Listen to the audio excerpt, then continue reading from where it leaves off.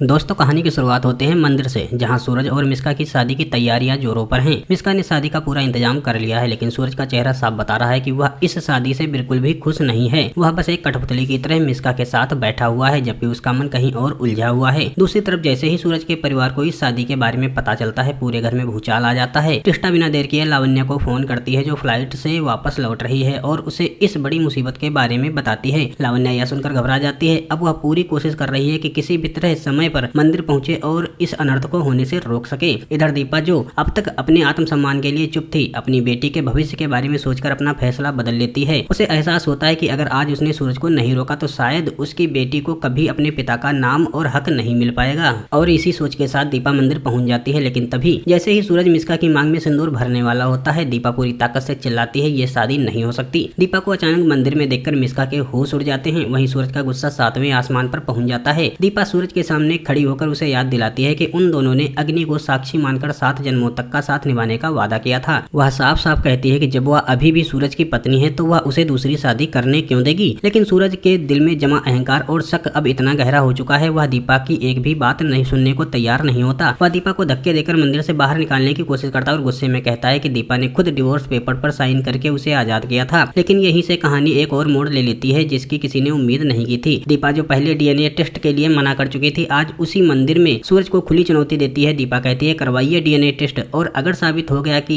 आप इस बच्ची के पिता नहीं है तो मैं आपको नहीं रोकूंगी, आप शादी शौक से कर लीजिएगा। दीपा को पूरी उम्मीद है कि डीएनए टेस्ट के बाद सच्चाई सबके सामने आ जाएगी, लेकिन सूरज का गुस्सा और उसका पागलपन इस कदर बढ़ चुका है कि वह डीएनए टेस्ट करवाने से भी साफ इनकार कर देता है। इतना ही नहीं, एक बार फिर दीपा पर कबीर के साथ रिश्ते का बेहद घिनौना इल्जाम लगा देता है। सूरज कहता है कि उसे पहले से पता है इस बच्ची का पिता कबीर है, और तभी मिस्का भी आग में घी डालने का काम करते हुए वह सूरज को और भड़काते हुए कहती है कि दीपा सिर्फ नाटक कर रही है और उसे भावनात्मक रूप से ब्लैकमेल करना चाहती है। सूरज पागलों की तरह दीपा पर चिल्लाने लगता है। वह उसे वहां से चले जाने के लिए कहता है और गुस्से में यहाँ तक कह देता है कि तुम मेरी कुछ नहीं लगती और मैं तुम्हारा कुछ नहीं लगता। सूरज के मुंह से ये शब्द दीपा के दिल को पूरी तरह तोड़ देते हैं। जिस इंसान ने कभी उसे प्यार करना सिखाया था, आज वही इंसान उसके चरित्र पर सवाल उठा रहा है। जिस सूरज के लिए दीपा ने अपनी पूरी जिंदगी दांव पर लगा दी थी, आज वही सूरज उसे अपना मानने से इनकार कर रहा है। दीपा की आंखों से आंसू बहने लगते हैं। वह टूटे हुए दिल से सूरज से कहती है कि अब वह वो इंसान नहीं रहा जिसने कभी उसे प्यार करना सिखाया था। दीपा समझ चुकी है कि सामने खड़ा इंसान उसका सूरज जी नहीं हो सकता, और आखिरकार दीपा एक ऐसा फैसला लेती है जो उसकी पूरी जिंदगी बदल देता है। वह सूरज को हमेशा के लिए छोड़कर जाने का फैसला करती है। दीपा की आंखों में आंसू हैं, दिल में दर्द है, लेकिन इस बार उसके कदम पीछे नहीं हटते। वह मन ही मन कहती है कि जिस इंसान ने उसे अपना मानने से ही इनकार कर दिया हो, वह उसके साथ और नहीं रह सकती। अब सबसे बड़ा सवाल यही है कि क्या लावण्य समय पर मंदिर पहुंचकर सूरज और मिस्का की शादी रोक पाएगी। आगे की कहानी जानने के लिए वीडियो को लाइक और चैनल को सब्सक्राइब कर दीजिए। धन्यवाद।